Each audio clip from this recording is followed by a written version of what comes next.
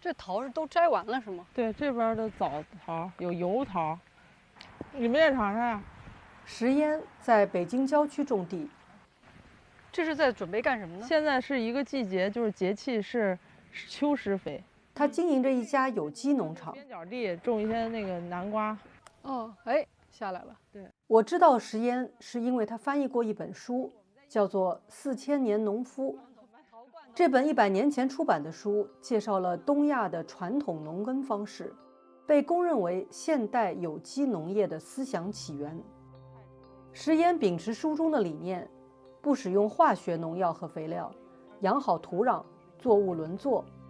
所以这个时候你这些杂草它也没有办法对这个植物影响太大。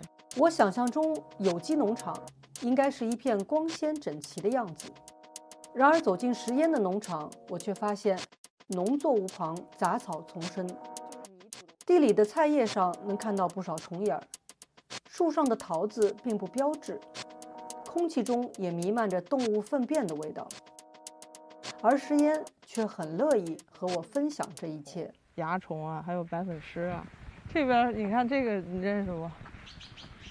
你考着我了，这也被我想想啊，草吃的差不多了。这个是蓝莓吗？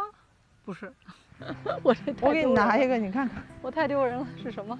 啊，那个奇异果啊？不是，我是以为是什么呀？我是不是特别小的奇异果也不是？还挺好吃。它的实际的它的作物是长在地下的，这是它的种子。好甜呐！你看这个感觉能猜出来吧？什么东西会有这种？藕啊，不是。还甜。我直接说吧。你说吧。山药。哦。这个山药不是长的吗？对呀，它是长在底下嘛，一根一根的，都是长在地底下。这是它的种子，就是这种小的这个，你忘了咱们那个山药豆？哦。就是麻山药，不是有那种糖葫芦？上面扎的那个山药豆就是这个。我不是北方人，太羞愧了。是不是我们的作物不太一样？我真的平常吃山药吗？很少，但我吃的都是那长长的那种，哦，就从来没有见过它的种子。你说的那个也很正常。没见过，太羞愧了。但是太好吃了，这个。这些菜你都认识吗？嘿，这是西兰花吧？这是木瓜吧？这肯定不是木瓜。当然啦，石烟博士是清华博士，到美国当农民，然后现在回来说还当农民，年入800万，这是真的吗？这纯属标题党，把我们那个农场的年收入变成我个人年收入。石烟博士是完全在第一线下地干活，真干过。而且就是虽然现在因为最近生了小孩嘛，最近没干，就白了点。最近白了点。石烟博士、张工博士，这个你们两个都颠覆了我对于农民的想象。这位是卫星遥感专家，科技新农人。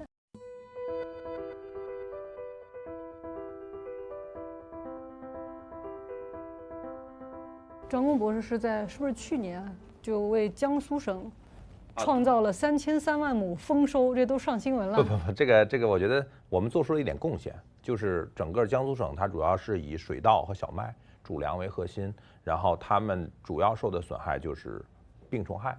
那我们其实提供的是基于气象还有卫星数据去做它的这种病虫害的这样的一个风险的监测，然后看它预计它未来会不会发生风险。这样的话，我们就能用更少的农药来去把这些灾害控制住，减少植物的损失。就是说，你们在空中能够看到这一块区域未来有没有可能会有病虫害？对。今天我们要聊一个话题，就是大家所有人都特别关心的，就是吃什么的话题。我们在这个桌上都摆着了，然后我刚才坐在这儿就闻见香味儿了。石岩博士先跟我们说说这是什么？这是甜瓜呀，甜瓜。这因为我刚刚不敢说是蜜瓜还是甜瓜，这个是南瓜是吧？贝贝南瓜啊，贝贝南瓜，羽衣甘蓝。刚才还有一个小青虫在这儿爬，这是西瓜。对，小这西瓜西瓜为什么是这个样子的？就是因为我们现在给消费者配送嘛，就是它放在箱子里更方便，要不然就不好快递。哦，这个是改良过的，那不是就是在日本以前还有那种方西瓜？对方的。这个就叫我们种它，它就叫吊腕西瓜，它是吊在藤上的。原来咱们那西瓜不都是爬在地上？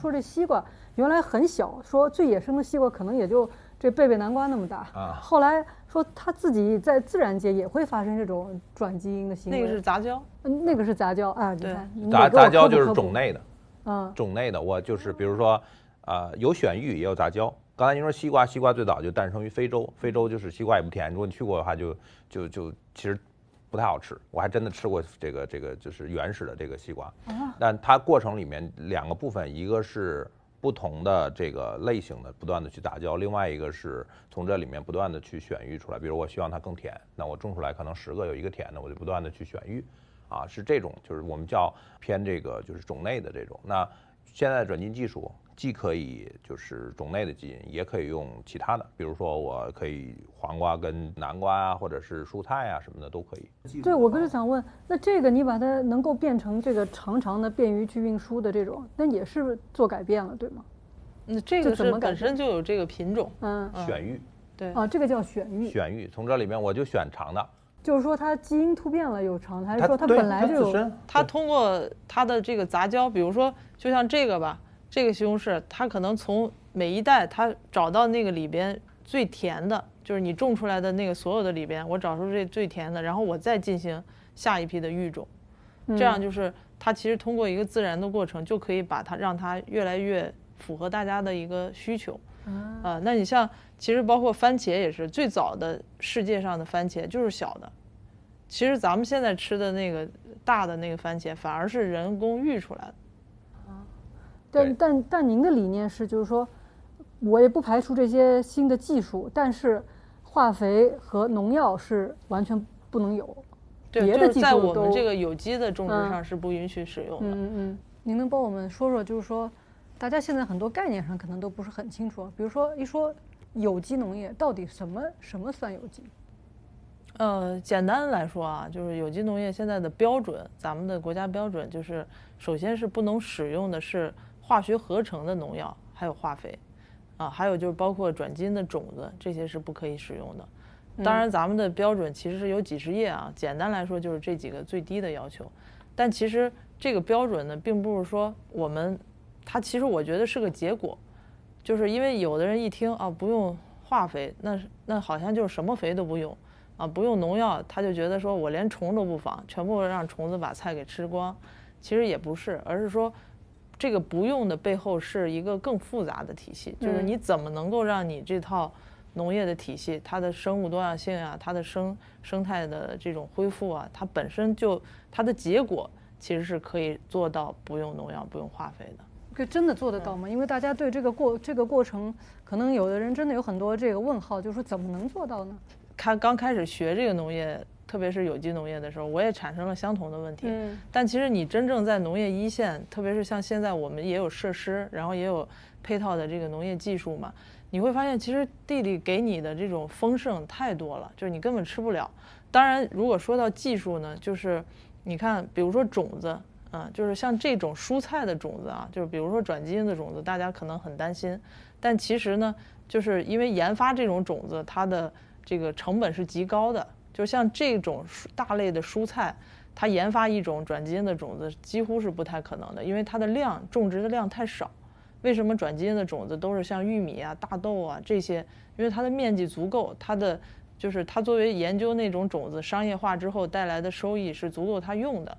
但是你比如说，你就研究一种羽衣甘蓝的转基因种子，它一共全球的种植面积还没多少。所以它的那个研发成本转换过来就根本不值的，所以就是其实相对来说，蔬菜的种子是没有，就是目前来看，国内也是没有这种转基因的种子的，是吗？国内完全没有这个，因为我们没有被批准这个，就是我们现在不管蔬菜还是粮食，都没有批准转基因的种子在种植，有实验的，就是主要的粮食作物的一些有实验的，然后还有一些就是咱们不吃的，比如说像棉花这些有这些。那您是当时的专业读的就是农业？我其实是农业经济专业，是管理学的。后来怎么跑去美国当农民了呢？非常凑巧，就是因为我们那会儿读书的时候嘛，然后有个机会，学校就说，就是美国有一个研究所，他想支持一个中国的学生，但是呢，就去了之后不是去大学，是去一个农场，要学习他们的那种可持续农业的模式。因为我印象中08年前后，当时正好国内就出现一些食品安全事件嘛，就希望我们能够产生这么一个交流，就是不要再盲目的去走西方的那种大农场模式，而是去看他们其实已经遇到了一些问题的时候，他们是怎么应对的。结果您去申请的时候还很多次被拒绝了，是吧？对，因为我这个一看就是 city girl， 就是原来是都市女孩，我从出生到一直长大不都是在就是河北保定嘛，也是在都市里成长的。然后人一看你这简历，就是完全没有农业的背景，就是学的是农业，但没干过活儿。对，比如说他问的问题，我现在记得还很清楚，有几个问题啊，比如说你有没有在这个户外长时间的工作过，啊，或者说你所在的城市大概人口有多少，啊，还有比如说下雨，就在下雨天你有没有在户外待过？答完之后人就直接就拒了。怎么就后来就到了一个修女姐妹开的农场？这就是修女，她是等于家里有9个孩子，然后她俩是老大和老二。然后我其实是那年去的，叫实习生。就去了之后，开始我认为我是去做研究去了，就可能是我之前想象的是可能有半天，对吧？然后想干活了就去地里干活。结果去了之后其实才意识到，我真实的一个身份就是在农场里要真正帮人干农活，然后干的过程中去体验这种就是这个新的农业模式是怎么回事。所以就是一开始就开始进入到劳动嘛，就真是去干活去了，当农真是当农民去了，真是当农民去了。就是但您在那边的时候是，我看到有的报道说他们的生活方式也很有意思，说您一个朋友在那儿上厕所都不能够用水冲，就是小便是不能够冲的，因为要节约用水，因为他们认为那个水也是参与这个循环，就得省着点用。是，当时我其实是特别不理解，因为我刚开始其实就是我同宿舍和我一起做实习生的那个，然后后来我就发现他每次上厕所完都不冲，就是小便啊都不冲，开始我就挺不理解的，每次我就先帮他冲。后来就是待了一段时间之后，我才知道为什么，因为我们很多人的这个粪尿本身是可以回填的，他们自己就是有一点这种自嘲吧，就说我们美国人太浪费了，就是我们把这些肥料全部都冲走了，然后你还得去处理那些肥料，就说我们的理想就是以后能把我们在农场生活的我们的这些肥料我们全都用上，就用到地里。但中国现在好多农村它确实是自己会回收这些粪便，非常少，非常少了。因为以前呢，我们管这个都叫有机肥嘛，农家肥。农家肥其实就是刚才讲的，像人呐，甚至畜牧啊这些，就是相关的这些排泄物，它里面就富含了大量的氮磷钾相关的这些，因为我们吃了它嘛，然后又做了负极，啊，但现在来说，在更广大的范围内，在更大的这个种植的规模上，基本上大家还是用化肥比较多，啊，农家肥用的就比较少了。所以您在那边到底关于就是农业本身的话，您学了点什么呢？首先就是所有的那一季的，从4月份到10月份，所有的菜都种了，就是然后另外一个就是种出来的菜自己都烹饪自己吃，就原来种出来的东西能那么香。然后当时我第一个活就是捡鸡蛋和擦鸡蛋，后来我就做了一道菜，我当时从国内带过去的木耳，我就做了一个木耳炒鸡蛋，木耳炒鸡蛋。然后当时我吃那鸡蛋把我给香的呀，我心想我这是因为那个从想家了吗还是怎么回事？就是那个鸡蛋的黄还有木耳搭配起来那个香啊，就是一个木耳鸡蛋就是一顿饭就完全够了。张工博士也是在美国留学的，您是真是在大学里念书的，没种地吧？也涉及种地，但我们涉及的主要还是比较大的那种，就玉米啊。大豆啊这些特别大规模的这些，我们很少涉及像蔬菜啊这些东西，因为主要还是用这个卫星啊、无人机啊这些方法做地面监测，所以他们更多的面对的是这种主粮作物或者是主要的经济作物。其实当时就是我后来回国之后，我翻译了一本书，就是叫《4000年农夫》嘛，那本书，他也说到就是中国几千年来的这种农耕，是美国人写的书。对，他其实是一个美国的土壤局的局长，在1909年来中国，然后他1911年写成的，是110多年了那本书。然后他就说到他来中国就是最震撼的，当时就是中国的这个堆肥，就农民家家户户都把一些这种有机质进行了堆肥，然后再还到田里，就这样的一个过程。其实那个时候就是美国它的那种大农业之前是没有的嘛，其实它也是产生了一个反思。就是到底哪一种形式是可以持续的，所以他的那个书的题目叫永续农业嘛。回国之后我自己做农场又在想的，因为我就想起来，就是当时在那个农场我们种地的时候，其实整个季节就用了一次肥料，因为明尼苏达州那个土壤特别黑，然后它本身肥力就很强。然后我印象中我们当时因为农场主他们就想尝试用一种虫子粪去做肥料，结果开始用了一段时间之后，还把苗给烧了，就是因为本身你的地已经很肥了，然后你又再去用很多的肥，它不就其实是不太合适的。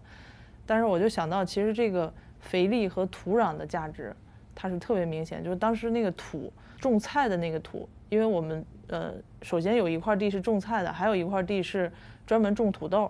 然后种土豆的地规模比较大，也是全部用机器在种，就这两块土的质量就不一样啊。那块种菜的土，就你走在上面就感觉就是它就好像陷下去了，就因为它特别松软啊。而且我就能感觉到当时那个我们农场的那个人吧，他们对土壤的那种就是崇敬感吧。他不是每一垄种菜的中间有一个小走道嘛。开始我根本看不清那些地到底从哪儿走，因为你作为一个城市人，你不知道走哪块地。然后他就说你不要走那儿，他说那块是咱们那个种菜的地方，他觉得你只要走，你就是其实就在压这个土，就是你走路一定要走这个两个菜地中间的这个畦。然后我们种土豆那块地，就是你用大机器去种，明显感觉到它的土就很板，就和我们种菜这块地的质量就完全不一样。你对土地有这么深厚的感情吗？我可能有点例外啊，因为我自己我们老家都是农民。虽然我祖籍是这个就是算是大的北京，但是北京的郊区。然后我小时候都种过地。姥姥家门口有一个尿素的一个坑，然后你要背尿布，因为那自己和的尿布，然后来去种。包括这个就是我爷爷家门口的柿子树，就是被我烧死的。对，因为就不懂嘛，就弄了点肥，因为自己施了点肥。对，刚才这个石博士说的特别对啊，就是中国有一个很重要的是堆肥，堆肥核心的是要把这个肥力做一些转化，要不然你直接把这个比如说排泄物直接就放在那儿，然后它就会把它烧死的。对对，那柿子树还挺大个儿，然后我去年也烧死了一棵腊梅花，浇太多了。对，所以我觉得就是我还是很小的时候，这包括我为什么现在从事农业，是因为很小的时候其实对农业的感触很深，而且这种感触深可能更基于中国的现实，就是中国的就是农民真的还是很辛劳的。中国式的种地，我还是尤其是种这个北方的这些土地，我都还是种过的。就是包括中国农村的这种那个时代的艰难，我也有很深的感触，就是真的是干农活还是一个很累很苦。对。投入很多，产出很低，非常低，而且那时候还在收农业税。是我自己在院子里种几根这个黄瓜，我就知道原来这个随便在菜市场你买一根黄瓜，觉得是一个很便宜、很平常的东西，它也得好几个月才结呢。就是从一个种子它就从一个苗，它爬腾上来，很长时间呢。我种两次这个西红柿全种不起来，就非常难。我就知道它是一个非常慢的一个过程，非常慢，而且就是因为整个植物生产的过程很慢，就是蔬菜已经换快的了，就2-3个月、3-4个月。那你像比如说像这个主粮，这都是就是4-5个月、5-6个月，甚至就是北方就只种一季。所以这过程里面，其实我记忆特别深刻，就是那时候总是担心各种灾害、天灾啊，或者是相关的这些啊。其实这个过程里面，我能感觉到，就是还是非常的脆弱的。就整个这个过程里面，没有这些就是现代化的相关的这些技术一进入之前，其实中国的这个农村相对来说，我自己的这个内心感受还是很困苦的。某种意义上，人民还是很困苦的。对。刚才张工还是真是讲到你也种过地，然后觉得农民的生活是困苦的，这个困苦您应该是特别有体会的。在美国时候干的就都哭了是吧？当时是8小时的工作，然后中间只有1个小时的吃饭，然后烈日之下，然后刮风暴雨，这些就是所有的这些天气条件下，你都在劳作，然后每一天身上都在疼，就我都觉得很奇怪。我说，因为我劳动了半年啊，就是甚至到我最后快走的时候还是疼的，酸疼，就它的强度能达到这种状态啊。自己的农场，大家也在讨论，对于一个农民来说，我们一个最好的或者说最合适的劳作时间是多长？一个理想的，比如说我们每天3个小时的劳作，3个小时的手工，或者说再有2个小时的学习，这或者是一个最理想的状态。但是如果说一天8小时甚至更长时间都在劳作，这个对于身体的挑战是极大的。是啊，这个困苦里面是不是还包含着一种，其实辛苦了那么久，但产量没有那么高吧？您那个农场应该是个比较小规模的，还是多大？我在的那个农场也是确实是一个蔬菜农场，就是它种的绝大部分是蔬菜，但是产量还是很高的，并不是说像很多人想的这个不用农药化肥它就产量很低。其实实际上产量只要掌握了技术，然后有好的土壤、好的技术，还是可以做到很高的产量的。包括当时我也去到一些周边规模很大的农场。像4、5千亩的这种种植玉米、小麦、大豆的这些有机农场，它也是可以靠一个家庭农场就完成几千亩的有机的耕作。是吗？这得需要多少人啊？一个家庭就是夫妻2个人。不是生9个孩子吗？不是那么多。那个农场就1个人。它有机的，包括主粮的种植，它也是要靠机械化的。对，就不是我们想象当中像你小时候种地，比如说就像除草这个动作吧，那像我们种菜，因为你种的品类很多，你就不能用一种机械去除草。但是它比如说它就种玉米、小麦，它的除草，不用除草剂，那它可以用机械除草，而不只是用人工除草了。所以它相对来说那个的劳动力就是替代的就不是那么明显。但是像蔬菜，它是属于种植的劳动力很密集的这么一个东西。就我理解啊，就以我的理解，就是也不是不用农药和肥料，是用有机的农药和肥料。对，它也有喷农药的那个东西，但那个农药是有机的农药。对，它是不用化学合成的。就比如说有机的农药其实就类似于咱们的这种精油，就比如说除虫菊，它是从菊花里提取出来的，然后你可以喷。还有现在像我们也在做一些这种植物的酵素，这些都是可以作为一种驱虫的作用的。还有比如说像现在的这种生物防治，比如说我们在种草莓的时候，那你可能蚜虫是一个问题，你可以释放瓢虫，就我们提前就买回来这种虫卡，就放在大棚里，然后那个它就变成了瓢虫，瓢虫就可以吃蚜虫。所以其实有很多这个敌人。对，这个我还真看见过。我们去那个新西兰去拍了，就是我们去拍片子，然后到了一个毛利人的菜园里面，他就给我看，他那个菜园就是他，比如说这里是某一种这个蔬菜，它的防虫呢就是旁边他种2排花儿，就这菊花或者是某一种花间作。他说这个叫做牺牲型植物，就是它一出问题我就知道这儿要出问题，或者它有一种气味，就虫子不会过来。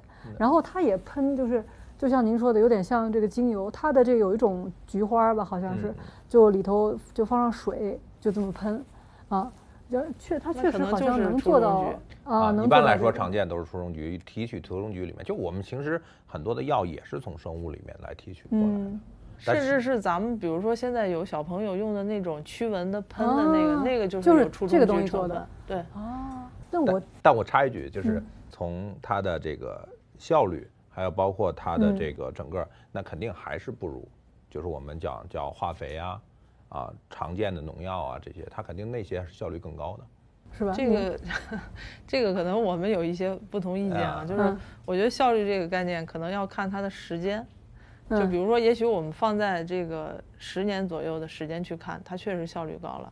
但是你这样的一种生产方式，它对于土壤、对于环境的这种破坏，从更长期来说，它的效率还未知。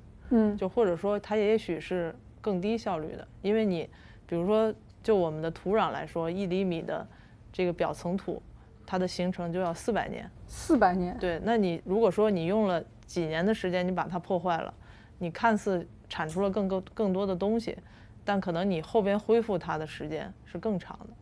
这个土壤就不能用了，对吧？它板结了，它也能用，但是它肯定就不是那么优质的土壤。您碰到过就是农民有这些问题吗？会，就是如果你不当的利用化肥，尤其是化肥，然后会造成土壤的板结，但也没有说就是一定会，就是我们说这个像你刚才土壤不能用了，化肥是一个上个世纪最伟大的发明，所有人都公认。但是你看我们现在做的很多工作，其实核心的是为了要合理的利用化肥，以减少化肥的。对，我刚刚听的就是您说过量使用，我就不知道它有没有可以适量的。我在那个新西兰看到，就是那个农场主，他真的对土壤啊，这个真的是非常有感情啊。他就是随便手插进去这么捧一捧土出来，他说你看有多少蚯蚓在里头，就是他说我一刨里头就有50多条蚯蚓，你看我这个土好不好？就这个是他特别骄傲的一件事情。可是我也不知道化肥这个东西，它有可能是适量的吗？就是有可能啊，能有一个平衡吗？而且这个平衡最好是由农民主体来做出来的。就是我作为一个农民，我到最后，因为农民的主业是农业，农业是我要养家的。我觉得苦大家可能就认了，核心的事情是我苦完了以后，不能我就是变穷了。那这个时候，大家作为一个农场主或者农民，他都会有自己的选择。而这个选择很大程度上，虽然会受到文化，会受到各种其他的因素影响，但在现实世界里面，它更多的选择还是受到经济利益，就是我最后要挣钱的。那这个时候，我们核心的是怎么让它受了这么多苦，因为做农业其实即使在欧美，它也是很苦，就像刚才史博士讲，也是很苦，但怎么能赚到钱？最后还是跟人打交道，你怎么克服人的这种人需要赚钱的这种这可能是一个，这也很自然的欲望。事情发展的一个必然规律，就是它也是一个轮回。这个比如说我们种菜，它90%以上的养分是来自于光合作用，并不是来自于化肥。就是现在可能我觉得我们并不是说批判化肥，而是说这个我们好多时候现在就是你走着它就容易过，就是大家光关注这个化肥了，忘了说我们最基础的东西是啥。实际上你更重要的是你要有好的土。好的这个光合作用的这样的一个过程，土壤中的养分就是来自于土壤中的这些微生物的作用，对吧？微生物在把土壤中的养分分解之后，它通过这个植物的根系进行吸收的这样的一个过程。但是呢，我们往往忘了这些了。其实它是我们所批判的是这么一个东西，就是你就像人一样，对吧？你人的最主要的健康的一个价值，实际上是你要有好的作息，吃好的东西，好的食物，好的心态。就我身体根本好不好？对，你不能光说你要吃什么药你才能健康，那你就走偏了。对，然后这里面刚才讲说植物几乎所有能源都来自于光合作用，这毫无疑问。但是限制植物做光合作用的最主要原因就是土壤里缺氮。这个不是你就是有多少这个有机质放进去，历来人类土壤不会自己有充分的氮吗？不会，因为有机氮在自然界中非常稀少，只能靠打雷或者是靠豆科植物的根瘤菌才能生成，所以你再怎么自然的循环，它仍然是缺的，这点毫无疑问。然后，但是我们人工合成氨就是能够通过这个把空气里氮气嘛，那么含量很多嘛，能转成有机氮以后，这是人类过去粮食总量生产最核心的一部分，我们叫绿色革命啊。过去我们叫印度啊，包括中国也是，80年代吃饱饭了，很核心的也是大量的那个时候我说尿素嘛，尿素就是合成氨的这个一个部分嘛，就是我能不能弱的问一句，尿素是化肥还是有机肥？化肥，我真的不懂。化肥啊，化肥，尿素，我以为是这是日语翻译过来的。哦，其实核心的就是要获得有机氮。但是过去的一段时间，因为我们国家的工业能力很强，就是氮肥，人工合成氮肥最强的国家，我们工业能力非常强，这就导致氮肥的价钱非常低。那对于农民来讲，他更多的选择是，那既然这低，那我就使劲施呗。那使劲施就会带来反作用，就是刚才讲土壤板结，土壤板结使得植物的根系吸收肥力的能力反而变弱，所以是应该更好的去合理的是什么呢？是我能够让土壤得到转换过程当中，也让植物的产量有所提升，但不像现在过量，所以我们国家提出来叫双减，就是减少现在的化肥的使用量，减少农药的使用量。但是这个东西是需要我们通过改变农民的选择来做到的。所以这个地儿你得有一个方法告诉他说，买农药买化肥是要花钱的。你现在比如举个例子，我们在新疆做的一个事儿，他做那个，他中间要用到一个农药，就是要把那个叶子打掉，我才能摘棉花。那这个过程里面，明明人家的药喷一次就行，但是咱们这边呢，就是觉得我要保险，反正药也便宜嘛，然后我就喷2次，一次30块钱，2次就60。但是他因为之前没有很好的把握这个喷药的时机，因为你不能太热药就挥发了，也不能太冷它这个药效也不行，特别是喷完药以后不能下雨，一下雨那个就没用了，因为要喷到叶面嘛，叶面就变枯了，这时候好摘棉花。它而且是机械摘的。那这个时候对于农民来说，我们要积极推动的是什么呢？是让你第一次这个事儿在合适的时机能够很好的去发挥作用。那我喷一次，第一个是药量减少了，对环境呢，对整个其他的影响都变少了。但核心的是你农民为什么做这选择呢？是我帮你省钱了，我帮你省完钱以后，我还能获得这个收入。我觉得这一点是特别重要，就是我们怎么让农民自身有一个选择，让农民那个主体。但是他们是要我听上去观念是需要被教育的呀，他得理解，就是说我不能喷2次喷1次，我在什么时候？其实这里边就到底是农民还是消费者，还有公共政策，我觉得都起着很重要的作用。就我记得我在博士期间，我们当时就做了一个课题，就叫氮肥的真实成本的一个课题。其实整个的中国的土壤的一个问题是，反而不是缺氮，现在是氮多了，缺碳。就我们的土壤中是缺碳，缺有机碳。对，就是腐殖质那些叫有机碳。对，其实还有一个就是，其实我们就可以把土壤，看作是一个生命体，因为土壤中就是咱们一捧土里，它的微生物的含量就超过这个地球上人口的数量啊。所以就是刚才老师说到，就是比如说为什么它会板结，其实它板结不是说只是因为咱们用了很多的化肥。而是因为你这些土壤中的生命，它其实也得吃饭。如果你只喂它吃化肥，就像你如果不吃饭，你只吃营养元素片，你肯定活不了。那土壤中的这些生命，它吃的饭就是我们说的这些有机肥，或者说这板结就是这里头的微生物死了。对啊，没有生命了，它只剩下就是咱们说其实中文里它有一个很有价值的东西，比如说咱们英文的土壤它就是 soil。对吧？但是中文中土和壤是2个字儿。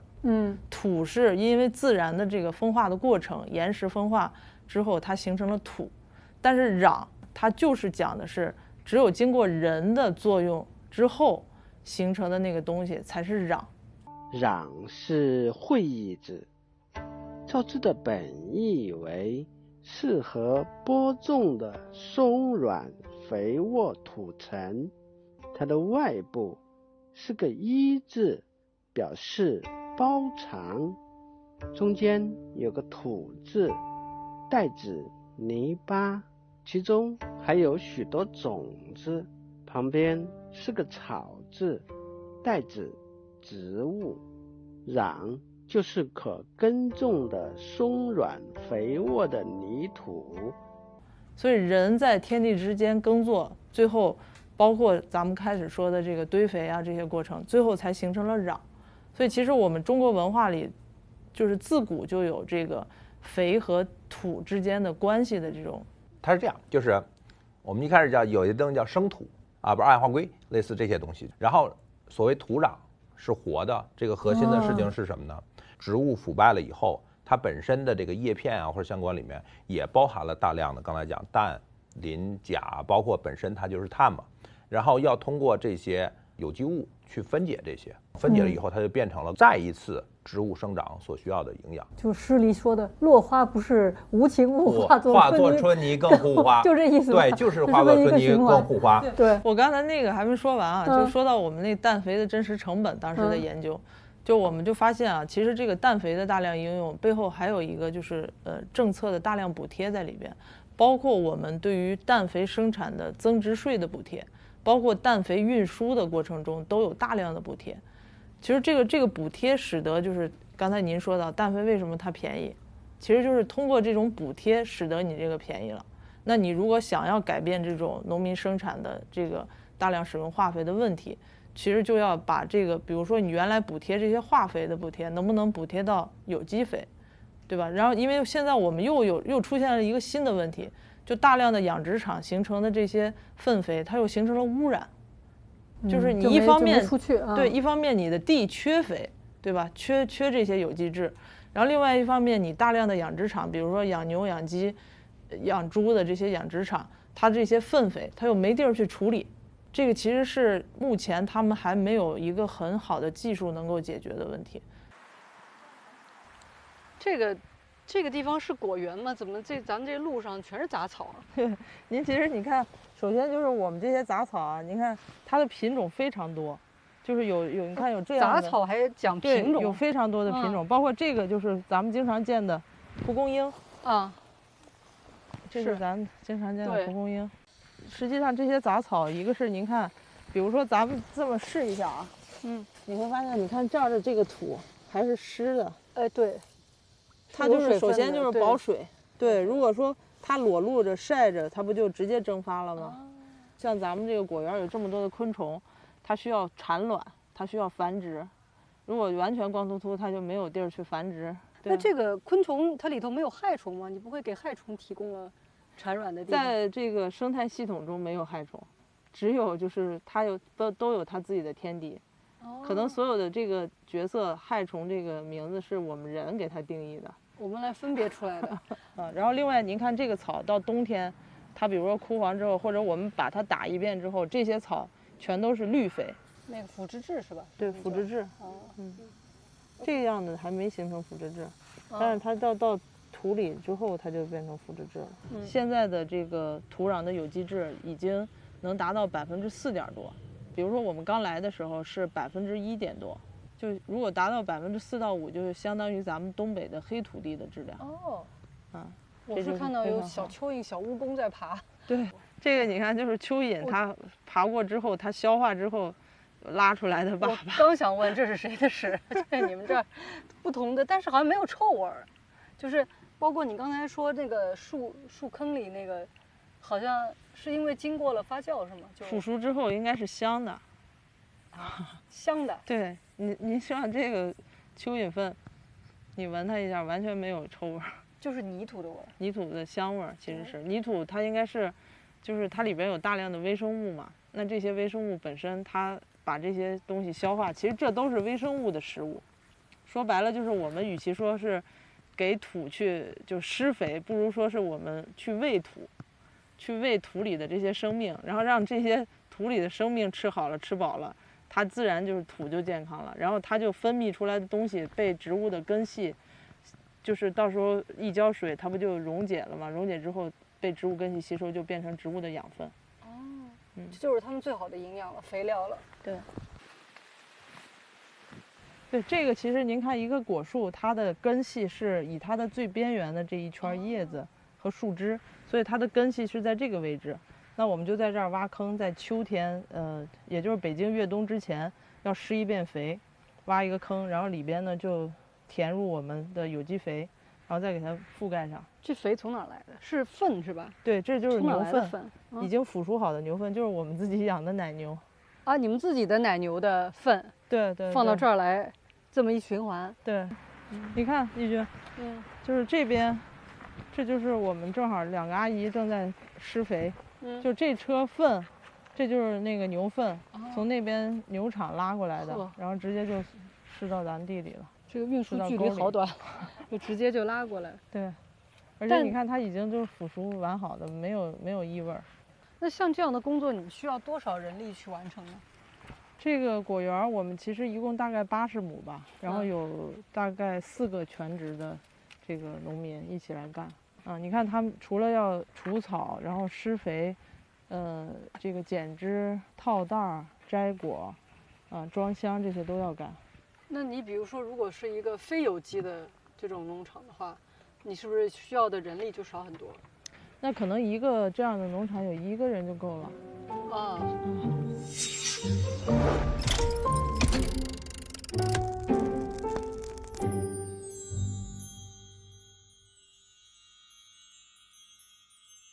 就是如果我用有机肥，某种意义上，我现代社会是提供不了这些东西的。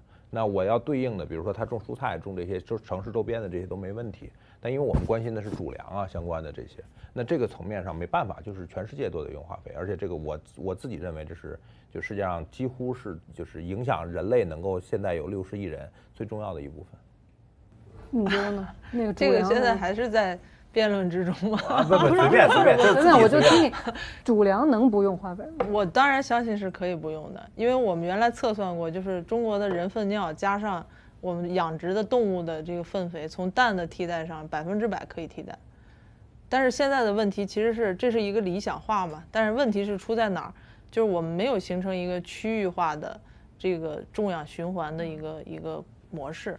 而且就是还有就是说，化肥本身它的这个生产其实是受限于我们这个石油农业的时代，就化肥和农药的生产都高度依赖于石油能源嘛，就是看你这个，对，你看你这个能源的一个峰值期是什么时候。就如果一旦没有了石油，那你相应的这些的生产都会受到影响。总体来说，用化肥在人类的整个历史上也是很短暂的一个时刻。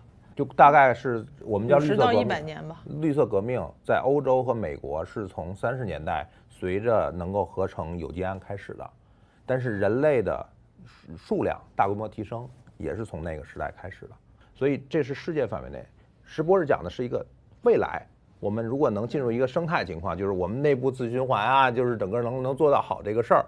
但是这个事儿在现实的，就是环境里面，经济上有非常大的这个对比，有非常大的差度，就是对比化学的这个东西，那个东西成本现在太高了，所以在大范围里面，不管是中国、美国还是欧洲，没有人用这个。但是这个绿色革命啊，它在美国，在这个欧洲可能是有一些作用啊，但是它唯一有一个地区它是没有作用的，就是非洲。因为化肥的使用，它使过化肥的人都知道，它必须有水。就是你如果没有水的地方，你这化肥是没有用的。所以非洲更生态化。非洲是一个绿色革命失败的一个地区。就是它没有水嘛，它核心要解决灌溉的问题。但非洲也不是绿色革命失败的，非洲比如说有水的地方，像南非、像埃塞俄比亚，包括像西非的很多地方，是化肥，就是提升效果还是蛮显著的。而非洲最明显的事情，恰恰不是化肥，它最需要的是除草剂。其实就是把其他东西都干掉，就让它种农作物。就是刚才说转基因其实最核心的地方就是病虫害那个还是第2等的。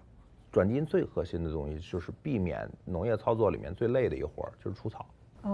我转进去了以后，我喷洒除草剂，然后只有这个东西，你目标的转了基因的东西能活着，其他所有绿色的东西全灭。但是后边就出现了超级杂草。对，就是大自然它会有，它会比你人会对，所以这就跟那个人类使用抗生素一样，就是你要不要抗生素，我们人类要不要抗生素？要抗生素，抗生素就会有超级病菌，但是我们还要发展新的抗生素。但是它的这个，我稍微加一句啊，就是其实非洲还有一个问题，它是殖民化时代留下来的种植结构的问题。就是本身它是可以种粮食的土地，但是它大规模的种植了像香蕉、咖啡这些东西。然后这些东西又是完全出口到欧美，然后它又换来外汇，再去国际市场上买粮食。但是你到国际市场上再买粮食的时候，你的这个价格粮价已经不是取决于生产成本了，而是取决于整个金融。实际上粮食到最顶层是一个金融的东西。如果说我们真觉得说就有机的这个农业生产真的是很理想的话，其实我不知道能不能去类比，就好像说我们谁也没想到有一天电动汽车真的会那么风靡，连到欧盟有很多国家现在都规定到哪一年油车都不能开了。可是油车的这个发展对我们的社会也是非常大的贡献，完全有可能。我们没有想到有一天能进化到我们真的就都电动车了。对，完全有可能。比如举个例子啊，就是我们正在做的一个事儿，也正在就是那我除草是不是可以用一个电动的，就是它能带动的一个非常慢速的行驶的一个小车，但是呢，它有一个激光器，我可以直接在它刚长出来芽就把它点掉，那就像你说的，就是它形成一种彻底性的改变。然后另外一方面还有就是说，我们现在还出现了一个新的问题，就是最近应该是20年左右吧，就我们的食物浪费。中国工程院的院士，叫张福所，发表了一篇论文嘛，就是说到这个，其实我们现在啊，就是再在这些，比如说种子、化肥、农药上，我们再投入很大的这种资源吧，其实它增产的空间就还有10%了。但是呢，我们的浪费，我们的很多在这个过程中的有效利用太差了。这不是说了要光盘了吗？不是您刚才说的这个，就是你点一桌菜，你吃2口，确实也很浪费。我觉得石博士说的浪费，可能还不是咱们说那个光盘那个事情。比如举个例子啊，你看到的现在你在买到的大多数蔬菜是从很远的地方运过来的。运的过程里面涉及到好几个环节，第一个事情是采摘，另外一个是运输、仓储，到最后的上市。上市过程当中要分拣。我们现在吃到菜看起来都很好，但是每一次分拣过程意味着像蔬菜、水果这些都是20%-30%，就每做一次分拣就20%-30%。那就扔了吗？就是你看，比如举个例子，特别明显，经常大家会感觉说，你手机可能一个手机的价格可能1年也不一定变化一遍，但是什么东西的价格天天在变？价格最频繁的不是股票，是菜。早上去买的菜和晚上去买的菜价格都不一样，这个人挑完了和下一个人挑完了都不一样。或者我们亲身自己体验，你比如说你去超市里面菜拿个菜，或者拿个瓜，你看这谁按了一下，挑的时候按了一下，你可能就不要了这个，然后最后这就变成次品了，次品就没了。那这个已经是经过了之前刚才说的那么多过程才到这儿来。对。但您的理念是，就是说，我也不排除这些新的技术，但是化肥和农药是完全不能有。对，就是在我们这个有机的种植上是不允许使用的。就是所谓的技术，就是我们理解的技术呢，它其实是一种，就是应该和自然的这个需求是更匹配的。就是我们说的这个天人合一嘛。就是我们比如说我们现在，你看我在我们的农场里，我们也有大棚，但是这种大棚呢，它可以让我们在，比如说冬季，我们在北京也可以有一些蔬菜可以吃。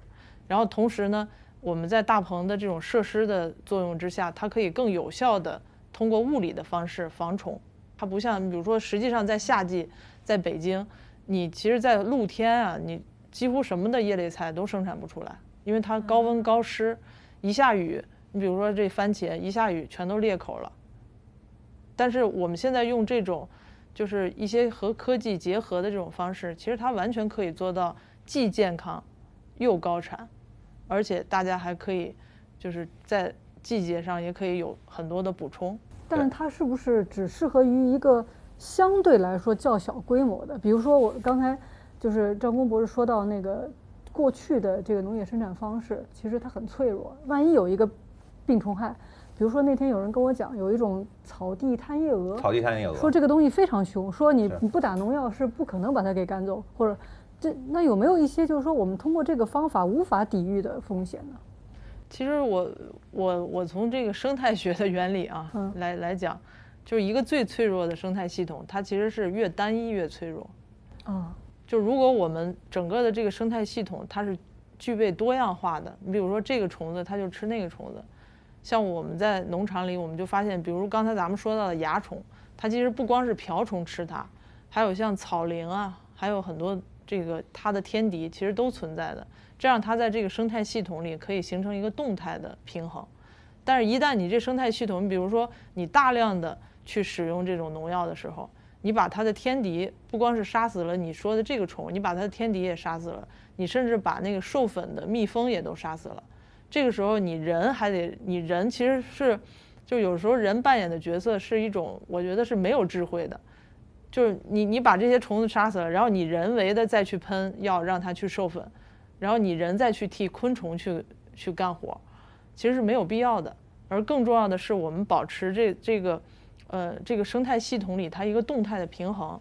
你包括像我们自己农场，我们一年种植100-200种品种的蔬菜，就是你可能某一种蔬菜，今年它会上一种虫子，它也许就减产比较多。但是当你多样化种植的时候，你不会说这一种虫子把你100种菜全都吃完的，没有这样的一种虫子。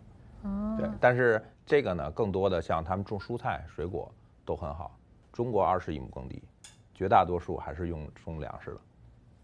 对，说的是主粮。主粮，因为我们必须得保证我们就是总书记讲叫把饭碗牢牢叫端在自己手中嘛。但是这是没办法的，就是我们必须要保证这么多，要种绝大部分的耕地都要种粮食。那粮食的选择就那么多，就是玉米、水稻、小麦。这不是也有玉米吗？啊，是，它这个是，但是，比如举个例子，这个要种非常大的规模，农业的这个生态系统确实是比较脆弱的，因为它的品类比较单一。实际上是我们人类通过自己的选择，是我人的选择，自然不是这么选择的。你到自然界，任何一个自然界几乎看不到说这个地儿只种一个东西的，对吧？你到任何不管是草原还是你没看说单独物种，生态是越有多样性，它的各种连接越复杂，它就越稳定。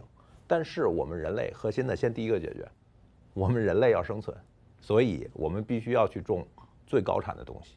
所以我们为什么最后就剩下这么几个东西呢？是这几类的主粮是最高产的，玉米、小麦、水稻，包括马铃薯。现在我们基本上国家定义这个是4个主粮，这都有种，对，都有种，都有种。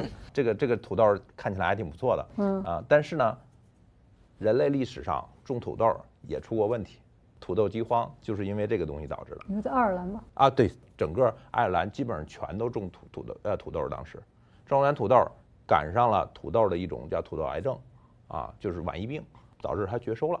绝收了以后，他的人几乎就没有吃的了，因为他只种这一个东西，所以最后就很多爱尔兰人就移民到美国嘛。这个就是我们粮食的脆弱性。但是这个我觉得还有一个问题，就是它也是正好印证了一点，就是其实它是单一化种植，它是这个问题。但他的意思就是说，我们人那么多，那不单一化种植，我怎么能保证这个产量？那像您的这个菜地里面，土豆和这个玉米是怎么来防虫呢？这个其实现在咱们国家也在推广一种，就是玉米和这个大豆都可以兼做。就是其实咱们中国的农业的一个智慧，就是你可以大规模种植，但是你其实也可以做到规模和这种兼做轮作相结合的一种模式。就是相对来说把生态的一些价值也可以利用进去嘛。其实我们发现啊，就是实际上在我做这个有机农业的这个经验里，反而是这种粮食类的，比如说玉米，像我们也种一些啊，像我们在黑龙江五常也有那个就是水稻的这个基地，然后还有像这个小麦，就是反而是这些东西呢，它的就是相对来说它的病虫害更好控制一点。就是蔬菜类的，其实它的投入的难度和种植的难度在有机农业上是更高的，蔬菜和水果是有机农业难度更高的。然后像主粮类的，我们基本上可以做到就是常规产量的，就是几乎很接近的一个产量。其实农业本身是一个反生态的过程，因为生态世界是一个 diversity 的过程。我们人类之所以去发展农业，就是为了不让这些东西按照生态里面那么长，是为了满足我们自己的欲望。我们的吃，我们要更多的人嘛，对吧？我们要生殖也一样嘛，其实都是对吧？就是反人家本来这好好的游牧，你非得给人圈起来，对吧？类似这种，人也是生态的一部分。对，所以这里面核心的事情就是，我觉得任何考虑，第一个事情是先从人考虑。我们考虑生态，也是为了让人更好的生活。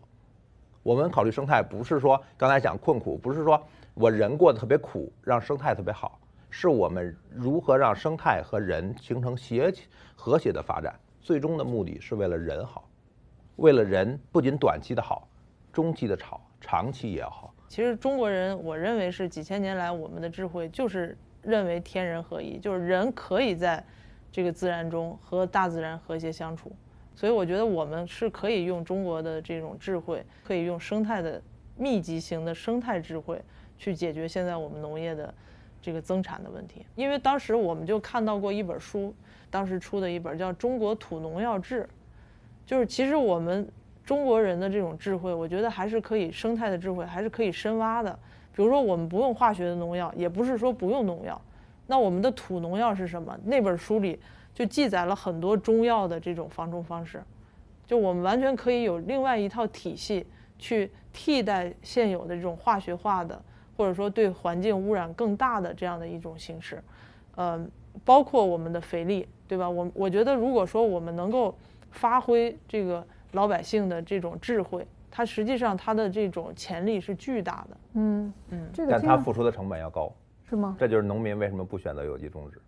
就是农民，因为最后我卖的东西，假设就是我收粮食，那最后我的成本要比它，如果我用有机的方式来种植，我的成本就要高，那我就会选择用非有机的方式来种植。对，现在就是因为你种植有机的，其实现在最主要的一个成本在哪儿啊？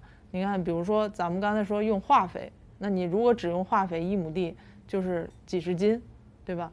但是你用有机肥1亩地，就是我们种菜来讲，就是平均来说，我就得1亩地2吨，就是这2吨的有机肥，你从堆置它到用到地里，这个过程你就可以想象啊，人工的成本是叠加的。对，所以这是一个肥料的用的过程，所以它成本会高。另外一个就是刚才说到，你不用这个除草剂，对吧？那你就要人工或者机械除草，那这个时候适用的机械又很少，特别是蔬菜。那像现在比如说蔬菜，我们大部分还是采取人工除草，然后另外在防虫，就是其实它的生态农业它最主要的一个这个投入就是在你要治胃病上，就是你不要让它最后说我都已经形成了虫害了，我再去用什么药，而是说你要培好土壤，然后做好植物的管理、温湿度的控制。你像我们的大棚就不可能像有一些地方种菜那种，就是你一进它的大棚，你发现有高温高湿，然后那你这个植物它不就容易生病嘛？然后你再用农药再去对治它。但是我们的大棚，我们就必须得控制好它的温湿度，在一个最适宜植物的生长，你就不要让它去生那个病。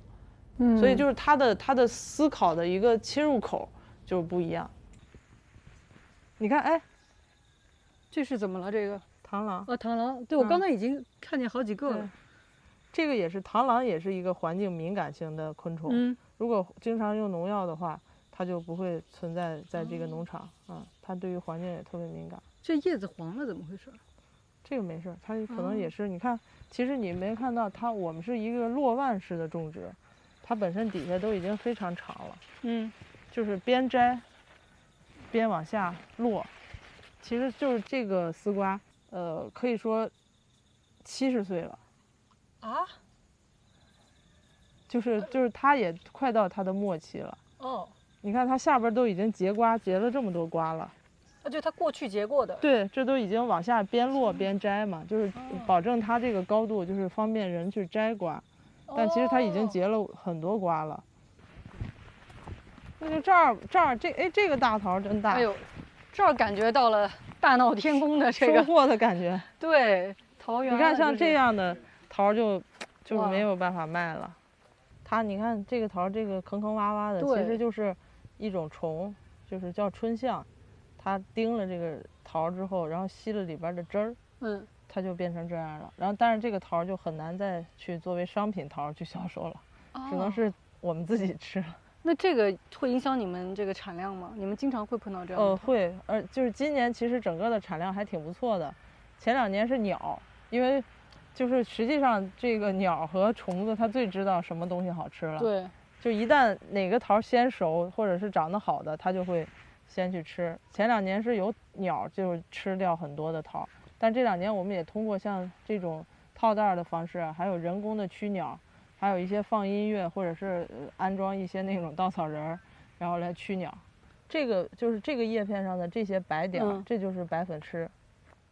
你现在已经说了2种害虫了。刚才你们不用害虫，就是你们的对昆虫。对，刚才是春象，是那种就是小飞虫是吧？臭大姐。春象就是咱们说的那臭大姐。那这个不是对你们的但是它对伤害吗？它直接对于桃来说，就是目前来看危害不是很大了。这个桃已经长成了，然后马上就进入采摘季了，这就不怎么需要管理它了。还有一种叫蚜虫，它也是专门吸这个芽头的，像这个比如说刚长出来嫩芽，然后蚜虫就特别喜欢吸那个嫩芽的那个汁儿，然后同时就会出现像蚂蚁。但是你看啊，蚜虫出现的地方，在我们农场就会出现像瓢虫、像草蛉这些它的天敌因为像瓢虫它就会去吃蚜虫，然后草蛉也会吃蚜虫，所以它就自然就形成了一个循环了。瓢虫和草蛉对桃树本身对它就不会去吃这个桃。其实果园也主要就是那几种虫，蚜虫啊，还有白粉虱啊，还有但是这种就是在春季的时候，包括秋季，我们都会用像石榴合剂。石榴合剂是什么？石榴合剂就是硫磺，把它用水冲配。那不是硫酸铜的吗？不是，它是物理的形式。硫磺在自然界不就有吗？对。然后咱们把它变成一种液体，然后直接喷施在咱们的这个果树上。今年这产量真的还不错。蟠桃大会可以开了，我看试试呗。长在，你看这个枝条嵌进去了都。其实就是你一手扒着枝，一手扒着桃，稍微一拧就行了。对，由着劲儿。哎，下来了。对，没把枝条弄坏吧？我自己人生第一次摘桃。这是能卖还是不能卖？这个也不太好卖。那我吃吧，送给您吧。走，咱们去看看鸡。这的鸡还真是挺快乐的。你看这个鸡就是穿着靴子这个，这是叫北京油鸡，这是北京的老品种。这个音乐是干嘛的？就是给鸡听的吗？对，就是防止它抗鸡性。什么意思？就是它经常听着有动静，就比如说咱来了，它不会一下应激，它就下蛋就少。但是就是它听着音乐，日常它就有动静嘛。而且都是听的那个经典音乐。哎，这鸡舍也不臭啊，我觉得。你看，待会儿进去看一下。去关音乐了。音乐稍微停一停，不然咱俩说话听不见。然后还有刚才你说为什么它不臭？你看这个底下都是稻壳，厚厚的稻壳。然后我们还会用一些就是微生物喷上之后，它就可以直接发酵鸡粪。然后这稻壳定期再铲出去，它不就又变成有机肥了吗？呵，都是自产自销。这是刚下的蛋？不是，你看一下，你摸一下。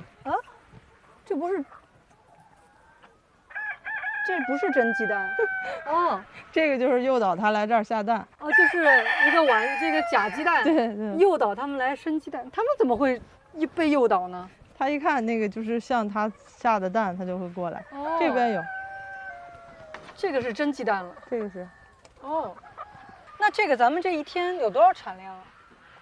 我们大概现在是我们是3天大概下一个蛋。3天才下一个蛋？对，2到3天吧。这个是刚下的蛋，尤其是热的。你看这个坏了，这个都裂了，这个待会儿正好拿回去吃。捡鸡蛋鸡会攻击吗？就不用，也不会吧。鸡如果在里边正孵着蛋呢，就比较容易啄你。真的？这种蛋，你看这个蛋小，这个是叫初产蛋。就是刚开始下蛋的，它的蛋就小。是吧？它会越下越大。对，像这个肯定就是比较大的鸡。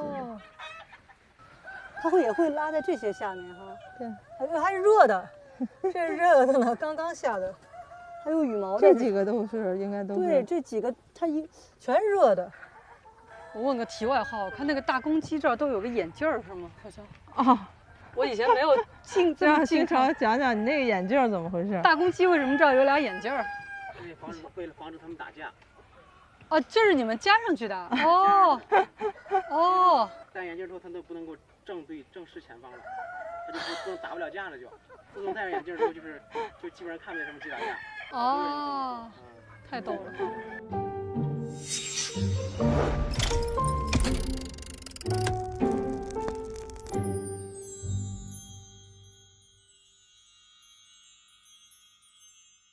我感觉石岩博士的想法是，他的理念就是在想这个人与自然的关系，而在您这边，您是在想，就是说这个粮食是一个战略的需求，我人没吃饱该怎么办？其实是不是你们俩是不同的？我觉得其实某种意义上是共通的，就是我觉得呢，我觉得它是分阶段的。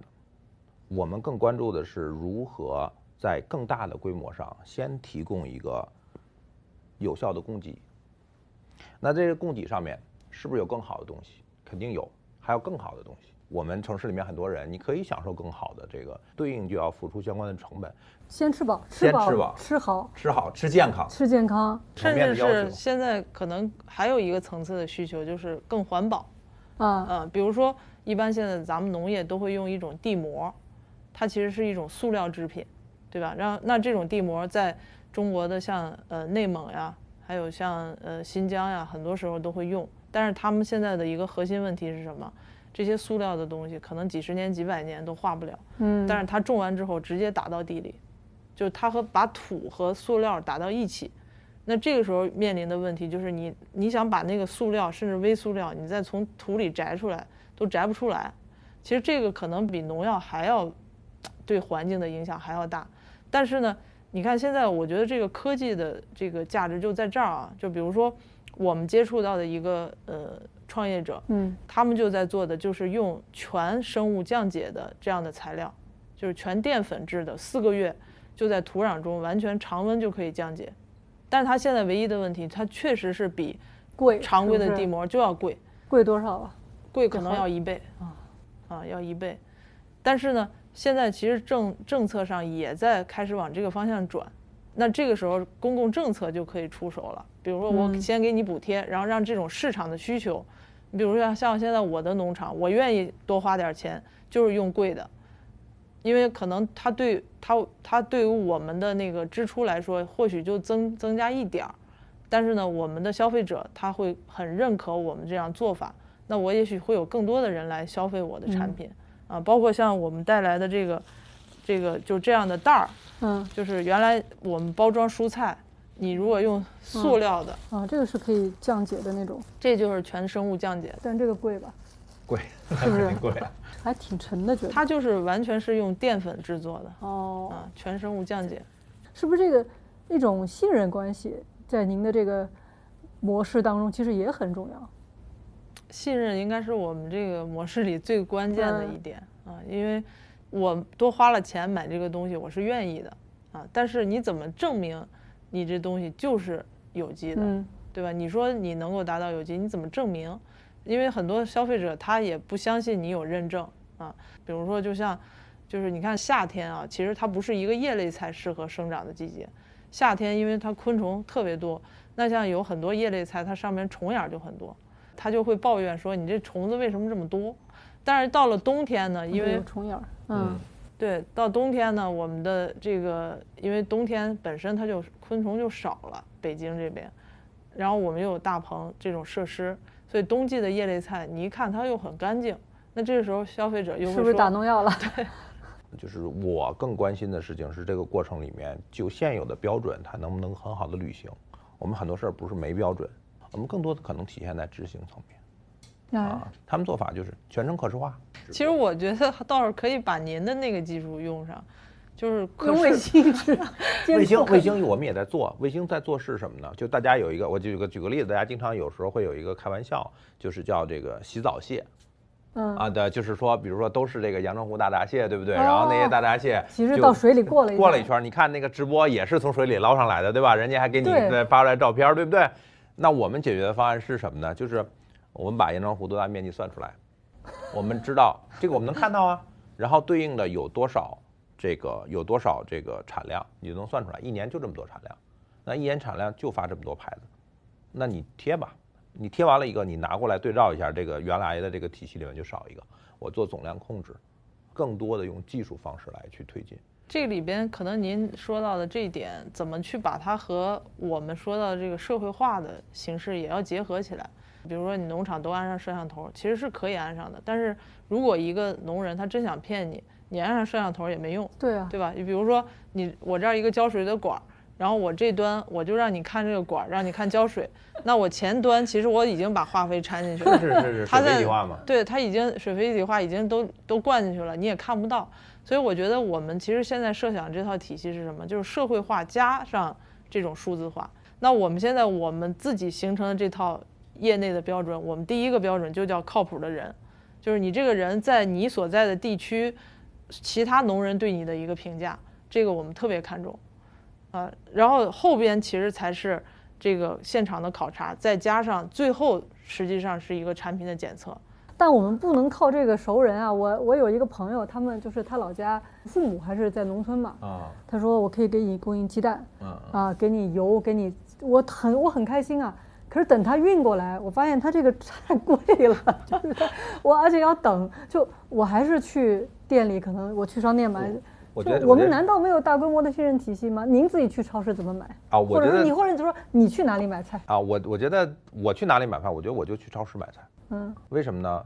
就是超市他们都是定期检验的，所以从安全角度没有问题。但你要想出健康，那是另外一回事。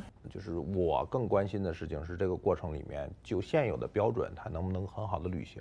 我最好希望说，你们什么也不要让我去监督，我闭着眼睛吃都是好的，不是更好吗？对，它就是一个分数嘛。现在问题在于，你哪怕什么点评啊什么的，刚一开始，比如说你去一个餐厅啊，这个你看这个分数是挺真实的，打了多少星的，好的坏的，它是真实。到后来呢，就变成说，哎，你来我这儿吃饭，我送你一盘什么东西，你能不能给我写几个点评？甚至就是说我送你2盘菜吧，然后我拿过你的手机，他帮你写一段话的点评，好可怕！就是这种当然有对这种评分啊，包括评价体系滥用，但说回来，是不是还是比以前强？以前可能我找不到餐厅在哪，我是不是我就不知道哪有餐厅？对呀，比如说举个例子，没有他们这个系统，你还不知道石博士的这个东西提供啥，对吧？那我觉得一点点的去推进，我觉得，但是这里面是不是能够构建一个，就是为啥我说我其实期待这个标准降低一点，甚至都不可能不是有机啊或者是什么，是为什么呢？是因为这个标准理解的人越多，接受的人越多，越能形成一种社会共识。否则它就会变成一个很小范围内，就像比如说，比如说北京都知道实验，那难道上海？刚才你的问题就是我上海买谁的？因为我上海也有我们类似的农场嘛。我想象当中你们不太能长途运输嘛，那就像他说的，想吃点风味的东西也能种吗？这些其实做这种有机的，它的风味度会更好。为什么呢？因为我们经常说的，比如说你知道，就是虫子它咬一下这个菜之后，实际上菜。就是有一本书叫《植物知道》，这个就是植物它怎么去传递信息的。其实你比如说2棵树，有一棵树它被一个虫子所袭击，它这棵树它会告诉另外一棵树这个信息，然后这棵树它会释放一些东西，让那个虫子不来吃它。其实植物之间它也有一些信息的释放，那这个信息它是在这个专有名词上叫多酚类的物质，就是这个多酚类的物质，它会让你的植物的。因为我们经常说有机的东西，它不是说它一定更好吃，因为有一些季节，你比如说雨后下雨之后，也许这个番茄它就不如之前好吃了。但是呢，它有一个特征是一定的，就是有机的东西它的香味儿，就是你比如说像您刚才说，我刚才我这面前一直在飘这个香味儿。对，你吃甜瓜有甜瓜的香味儿，对，你吃西瓜有西瓜的香味儿，你吃玉米香味儿，葡萄有葡萄的香味儿，番茄有番茄的香味儿。它的风味度会更浓就是大自然是很聪明的，我们人反而干了有的时候可能有点不太聪明的事儿。张工博士一直在忧心忡忡的，你还是想着粮食安全的格局问题。也不是粮食安全，我觉得更核心的是我关注的还是怎么激发这个经营主体。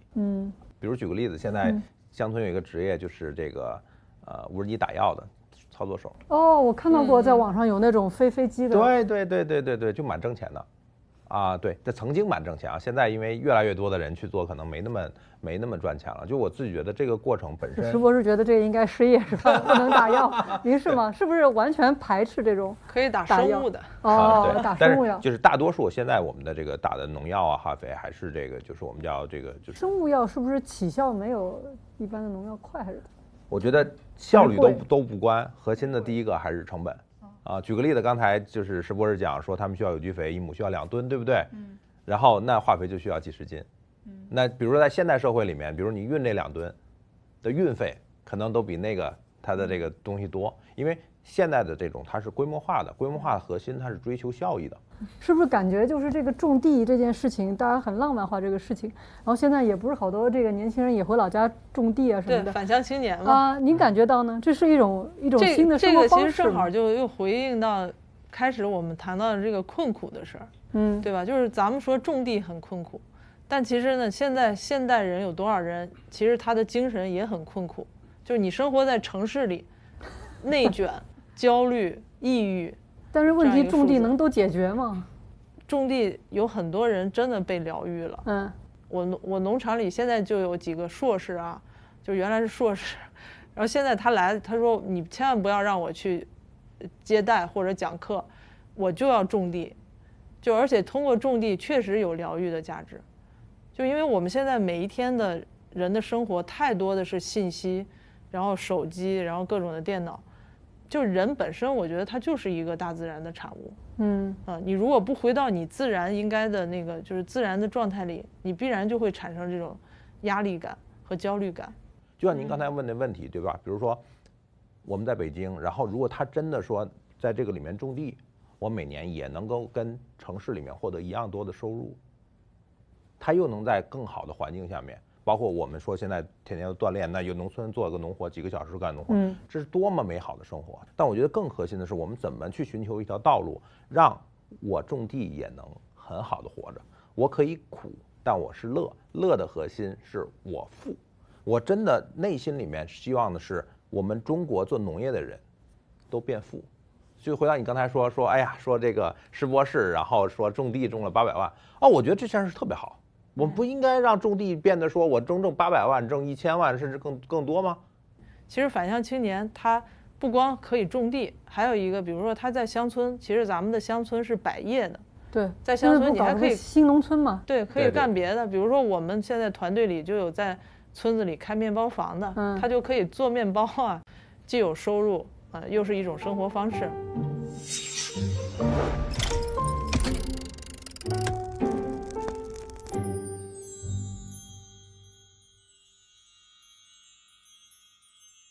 我觉得目前来看，我们的粮食的压力，它其实不是粮食本身的压力，而是我们现在国际这个经济、军事等等这样的一个局势的压力。就在那个压力之下，我们一旦遇到大的问题的时候，我们能不能扛得住？就是现在的产量。但是如果说我们只是就现在的国内的人口的数量和我们的产量来讲，比如说中国其实生产了全球50%的蔬菜和水果。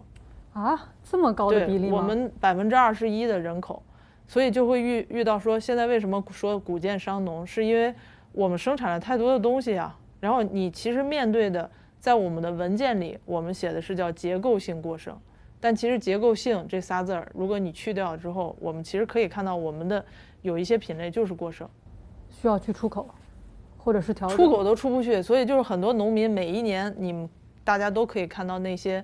就是一个农民的图像，然后前面一堆东西在那儿哭的那种，就是它其实是本身就是很多品类在过剩，而我们提出不是我们提出的，其实是中央提出的是这个叫供给侧改革，包括现在说的新质生产力。就是你为什么要发展新质生产力？就是你过去你50%的蔬菜水果剩下的全都浪费了，然后你又就是我们的中产或者以上的这个收入群体。你对于好的优质食物的需求，你又供给不上，大家都跑的买国外进口的或者背奶粉去了，那我们能不能把这样的一种结构给它进行一个合理的调整？就是既让我们生产这些好的东西的农民他也能挣到钱，然后又能够不是说我们不断的去增产，然后向土地要产量，最后你又有大量的浪费，它其实形成的是最后对环境对资源的一种浪费。比如刚才讲谷贱伤农啊，包括这个瓜果蔬菜的这种，有些地方产多了，有的地方产少了，这些东西其实是中国农业在转型期之间面对的这种供需不对应的关系。这种供需不对应，很多的时候是在于我们农户这端和消费者之间的这种信息不够沟通，不是说我们绝对性的多，那对应的是我如何去通过新的方式，不管是市场化的方式还是数字化的方式，能把这种需求对接起来。但这个过程，就像我刚才说，我总相信在中国我们能找出来一些技术化的方式，去把这个过程转化的更快一点。比如说我在上海，我订过一个有机农场，他就是说其实你拿到什么菜是不能选的，我能说多少斤，对吧？不能选。我们以前也曾经是这样啊，你现在不是？现在都可以选了。对，我一打开呢，有时候可能不是我想吃的菜，也有这种可能性。那我可能就得说，那我如果连这个代价我都愿意付出，那我选择吃这个菜啊。但您觉得就是说这些东西也还是可以改变？可以，其实我们就是应用了一些数字化的方式。后来我们允许大家选菜之后吧，你会发现，这一年大家最后选的菜就形成了你的数据，然后你下一年再种的时候，实际上我们后来就发现，其实，比如说北京的消费者，他一年最想吃的就是那几大种菜，像西红柿、黄瓜、茄子、辣椒这几种，你最好是一年四季都能提供。那像小菜，比如说你说你种个穿心莲啊，种个这个其他的香草类的菜，那些其实你可种可不种，就是你最后得出来的数据，其实反而更有利于你去安排生产。你把茶口导好，就可以给大家一个尽可能的选择。我问一个简单的问题啊，比如说您去，如果不是在你的农场，比如说我没办法，我去别的地方去挑菜，你会怎么挑菜？问一个特别现实的问题。首先，当然我几乎不到市场上去买菜，因为基本上农场的菜都已经远超出我的需求了。但是如果说如果作为一个农人给消费者的建议，那如果说你到市场买菜，还是尽可能要买应季的。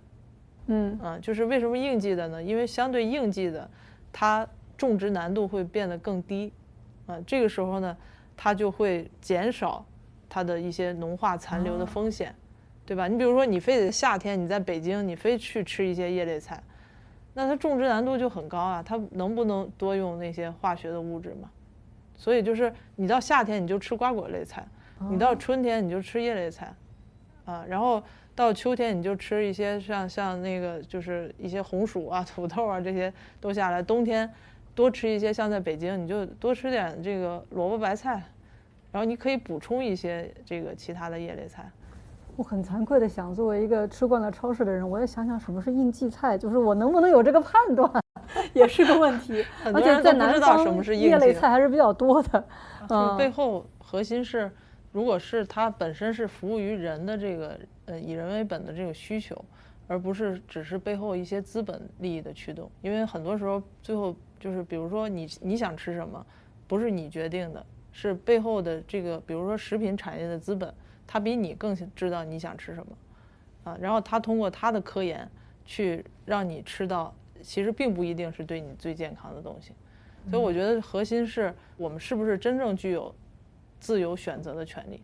这个自由不是你觉得我有钱我就可以买的这个自由，而是你真正知道背后所有这样的一个过程，它这个过程之后你还可以做出选择。我觉得这是真正的自由。作为消费者来说，我也要自责一下，我们别要求太高，但知道的太少，我们也要学习，对吧？好，谢谢。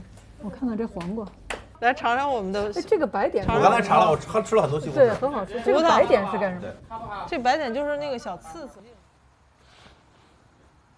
这个蜗牛也吃。蜗牛也吃。对，今年倒不是虫的问题，是啥呀？你看这土，已经都，就是今年雨水，大概可能2-3周前这个地还是湿的，就是今年雨水太大了，就整个地都泡着的结果就是实际上土壤就会有点这种，就是它等于就是好多动物就是小动物在这里边，微生物也是无氧呼吸，就对土壤的破坏其实挺大的。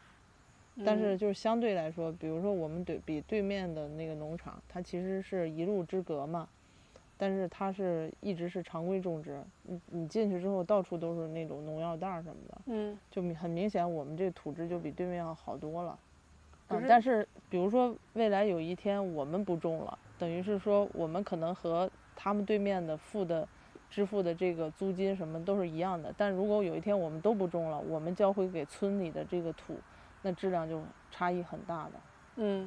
就相当于是就是同样10年或者12年或者20年时间，那对于这片土地来说，它的一个成果是完全不一样的。拜。